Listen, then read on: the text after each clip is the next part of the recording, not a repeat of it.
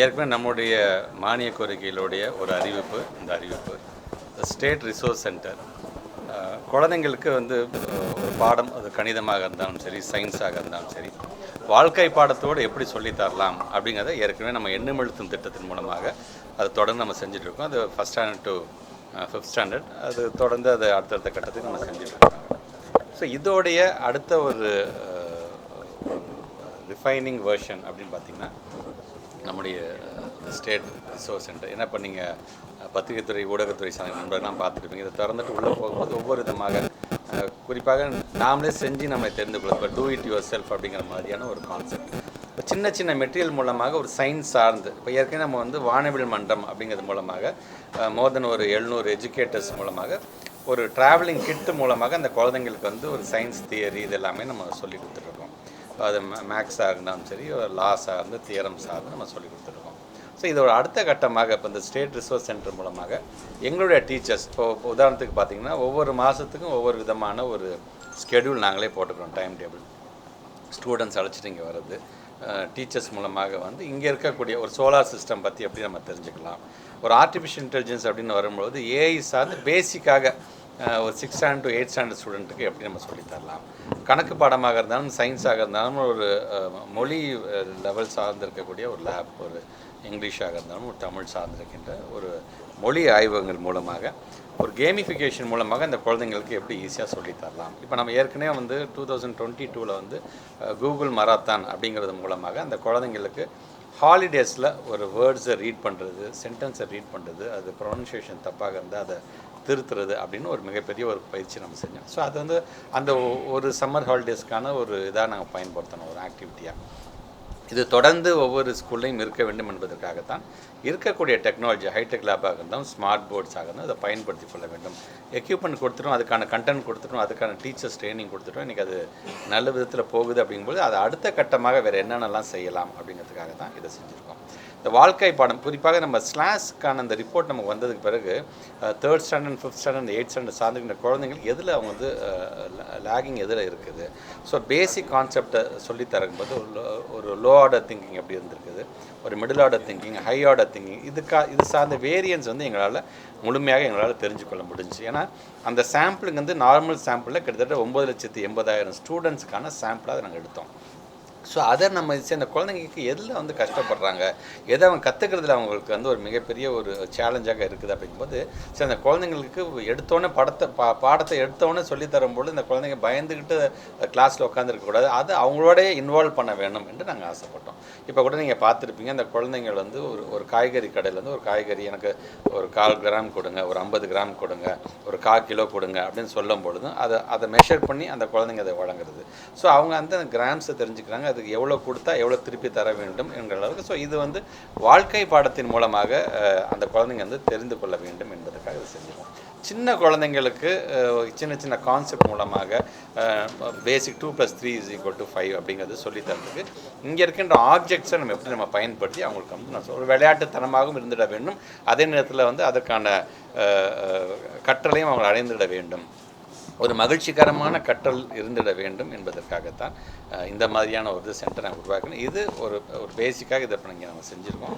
இதை ஒவ்வொரு டீச்சர்ஸ் இங்கே வரும்பொழுது இது தெரிந்து கொள்வது மட்டும் இல்லாமல் இங்கே தனியாக ஒரு கான்ஃபரன்ஸ் மூலமாக மற்ற டீச்சர்ஸோட மற்ற ஸ்கூலில் இருக்கவங்களோட இவங்க இன்ட்ராக்ட் பண்ணுற அளவுக்கு, அதாவது காலம்பறையில் நான் இதெல்லாம் நான் கற்றுக்கிட்டேன், இதை நம்ம ஸ்கூலில் இருக்கிற ஆப்ஜெக்ட்ஸை வச்சு நம்ம எப்படிலாம் நம்ம சொல்லித்தரலாம் அப்படிங்கிறது ஒரு விசி கான்செப்ட் மூலமாக. ஏன்னா பொதுவாக ட்ரைனிங்னா உட்காருவாங்க, டீச்சர்ஸ் கற்றுக்குவாங்க, போவாங்க அப்படின்ட்டு இல்லாமல் அந்த டீச்சர்ஸ் இந்த சென்டர்ஸ் மூலமாக கற்றுக்கிட்டதை மற்றவங்கள்ட்ட எடுத்து சொல்லக்கூடிய ஒரு நிகழ்வை இங்கே நாம் உருவாக்கி வைத்திருக்கிறோம். அது மட்டும் இல்லாமல் டீச்சர்ஸ் இங்கே வரும்பொழுது பல பாலிசிஸ் எல்லாம் இங்கே இருக்குது. ஒரு சின்ன ஒரு லைப்ரரி செட்டப்லேயே நம்ம வச்சுருக்கிறோம்.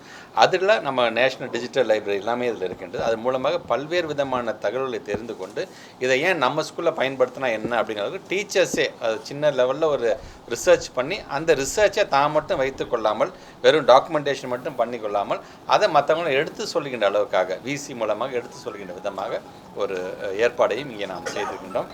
சொல்லும்போது கோத்தாரி கமிஷன்லேருந்து எல்லா விதமான கமிஷன் சார்ந்திருக்கின்றதும் இங்கே இருக்கின்றது. இப்போ நான் இந்த பிஹெச்டி பண்ணனால எனக்கு அதனுடைய பயன்பாடு எனக்கு இன்னும் புரியும். எனக்கு இங்கே இருக்கக்கூடியது பார்த்தீங்கன்னா தரவு அவ்வளோ அழகாக ஒரு பிளாட்டரில் வைக்கிற மாதிரி இங்கே சிஸ்டத்துலேயே முழுமையாக வச்சுட்டாங்க அதில்.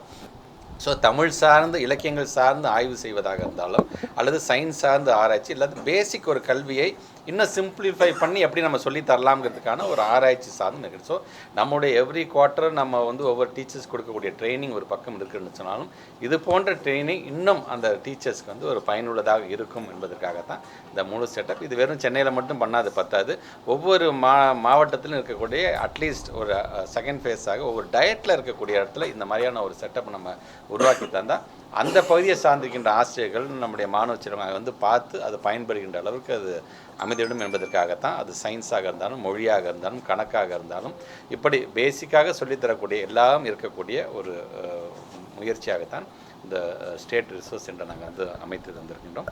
இது அடுத்த கட்டமாக ஒவ்வொரு டயட் சார்ந்து போக இருக்கிறது. அதுக்கு அடுத்த கட்டமாக ஒவ்வொரு யூனியன் சார்ந்து இன் ஃபியூச்சர் ஒவ்வொரு ஸ்கூல்லையும் ஏற்கனவே இருக்கக்கூடிய செட்டப்ஸில் இது மாதிரி இருக்கிறது எப்படி நம்ம இன்கார்பரேட் பண்ணலாம்ங்கிறதுக்கான பணியை கண்டிப்பாக நம்மளுடைய பட்ஜெட்டை மனதில் வைத்து அதை கண்டிப்பாக நாங்கள் செய்வோம். ஸோ இது ஒரு மிகப்பெரிய ஒரு ரெவல்யூஷன் அப்படின்னு தான் நான் சொல்கிறேன் நான். ஏன்னா first standard to 8th standard சார்ந்து நம்ம வந்து ஒரு ஃபோக்கஸ் பண்ணியிருக்கோம். அடுத்த கட்டமாக இன் ஃபியூச்சர் 9, 10, 11, 12 போவோம். ஏற்கனவே உங்களுக்கு தெரியும் முனர்கேணி ஆப்பில் எல்லாமே நம்ம கொண்டு வந்துட்டோம். பட் இருந்தாலும் நேரடியாக வந்து ஒரு ஆப்ஜெக்டை பார்த்து அங்கே இருக்கக்கூடிய கான்செப்டை அவங்க செஞ்சு பார்க்கும்போது இருக்கக்கூடிய அந்த அனுபவம் வந்து வேறு எதுவுமே வந்துடாது. ஏற்கனவே ஸ்டேட் எஜுகேஷன் பாலிசியில் இது ஒன் ஆஃப் த ஒரு பாடத்தை முடித்தாங்கன்னா அந்த பாடம் சார்ந்து ஒரு சின்ன ஆக்டிவிட்டி அந்த குழந்தைங்களுக்கு நம்ம வந்து கொடுக்கணும். அப்போ தான் அந்த ஆக்டிவிட்டி செய்யும்போது இந்த பாடம் இதுதான் சொல்லி தந்திருக்கா அப்படிங்கிறது புரிதல் அந்த குழந்தைங்களுக்கு வரும். ஒரு அண்டர்ஸ்டாண்டிங் சார்ந்து மக்கப் பண்ணி எழுதுவதை காட்டிலும் ஒரு அண்டர்ஸ்டாண்டிங்கோடு அந்த குழந்தைங்களால் அதை எதிர்கொள்ள முடியும் என்பதற்காகத்தான் அட் த மோஸ்ட் எல்லாத்தையுமே இதை இன்கார்பரேட் பண்ணி பட் இன்னும் அடுத்தடுத்த கட்டத்தில் இதை ஃபைன் டியூன் பண்ண முடியும் என்று சொன்னால் அதையும் செய்வதற்கு நாங்கள் காத்துட்ருக்கோம். இதுதான் எங்களுடைய ஸ்டேட் எஜுகேஷன் பாலிசி என்ன சொல்ல வந்தோமோ அதை செஞ்சுருக்கோம் நாங்கள். இது இந்த ஜூன் மாதத்திலிருந்து ஒவ்வொரு பகுதியாக இது வரும்பொழுது இந்த கல்வியாண்டிலிருந்து இது மிகப்பெரிய ஒரு பயனுள்ளதாக இது அமையும் என்பதை நான் தெரிவித்துக் கொள்கிறேன்.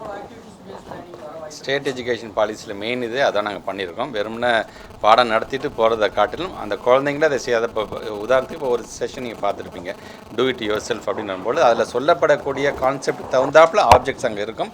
இந்த பாடத்தை படிச்சுட்டு அந்த பசங்களே அதை செஞ்சு பார்க்கலாம் என்பதற்கான ஒரு கான்செப்டாகத்தான் அதை நம்ம வந்து கொண்டு போக போகிறோம்.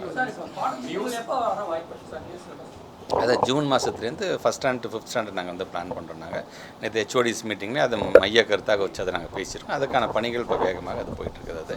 அது முடிந்ததுக்கு பிறகு அதுக்கான கான்செப்டை இமீடியட்டாக அதை பிரிண்ட் பண்ணி அதுக்கான புத்தகங்கள்லாம் அதுக்கான அந்த பணியை நம்ம செஞ்சுருவோம். நம்ம ஃபஸ்ட்டு ஸ்டேட்டு இதை பற்றி ஃபஸ்ட்டு எழுதுங்க நீங்கள், அதுக்கு அடுத்தது நான் பேசுகிறேன். அதே போல் தொடர்ந்து கல்வித்தரம் கல்வித்துறை ரொம்ப தொடர்ந்து குறைஞ்சிட்டு வருது. ஆமாம், நேற்று 8வது பாயிண்ட்டாக எங்கள் பாயிண்ட்டு தான் சொல்லியிருக்கேன். நேற்றே நான் பப்ளிக் மீட்டிங் அதுக்கு நான் அட்ரஸ் பண்ணிட்டேன்.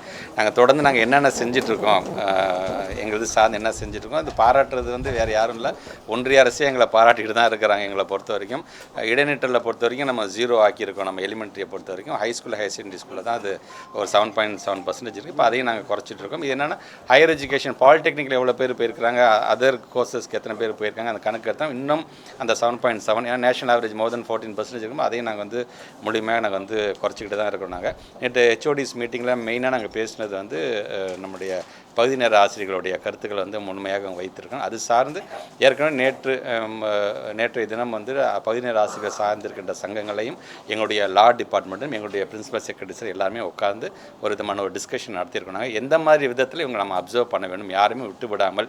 ஏன்னா எல்லாருமே வெறும் பகுதி நேர ஆசிரியர்கள் ஜஸ்ட் லைக் இதை சொல்லிட முடியாது. அவங்க எல்லாருமே அனுபவம் வாய்ந்தவர்களாக மாணவர்களுடன் எப்படி வந்து அணுக வேண்டும் என்பதை அறிந்த ஒரு எக்ஸ்பீரியன்ஸ் டீச்சர்ஸாக இருக்கிறாங்க. ஸோ அவங்களை விட்டுவிடாமல் அவங்களை நாங்கள் எப்படி எடுத்துவிட வேண்டும் என்பதற்காக சில ஐடியாஸ் நாங்களும் சொல்லியிருக்கோம். சங்கத்தை சார்ந்திருக்கோம்னா சார் மற்ற மாநிலத்தில் இதெல்லாம் நடந்திருக்கு, இப்படி ஒரு ஜியோலாம் வந்திருக்கு, இதையும் நம்ம செஞ்சால் நல்லா இருக்குன்னு அவங்களுடைய கருத்துக்களையும் சொல்லியிருக்காங்க. ரெண்டையும் சேர்த்து எவ்வளோ வேகமாக அதுக்கான அறிவிப்பை அறிவிக்க முடியுமோ அதை கண்டிப்பாக அறிவிப்போம்.